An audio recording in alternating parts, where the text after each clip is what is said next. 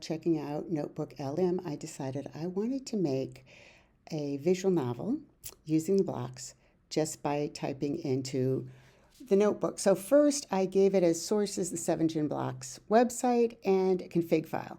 It wouldn't let me upload a JavaScript file, so I just created a Google Doc and pasted in the config file there. All right. So those are my two sources, and then I write the code for visual novel with the following specifications. This is title, Merriweather-Lewis. Title background image is here. Text for screen 1 is you might think that science is only experiments done in a laboratory. Audio for screen 1 is in audio/Lewis MP3.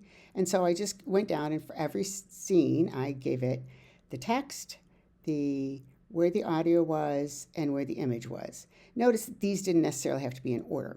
All right, so then I ran out of space and I wanted to show you this. So there's my config file. But I also wanted to make it autoplay on a new screen. So audio should play automatically for each screen. And also change the code so that at the end it goes to this place, Lewis menu. I don't know if I need to put quotes, but I'm going to. Lewis menu /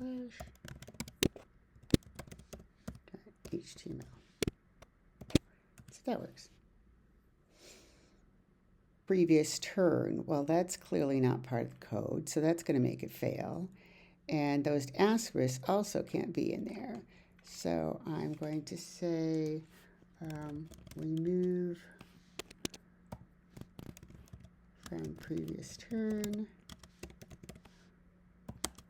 and asterisk only include code.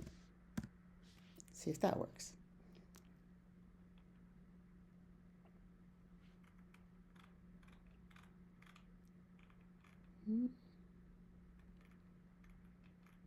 Well, it looks like it'll work. So the moment of truth. Let's copy this.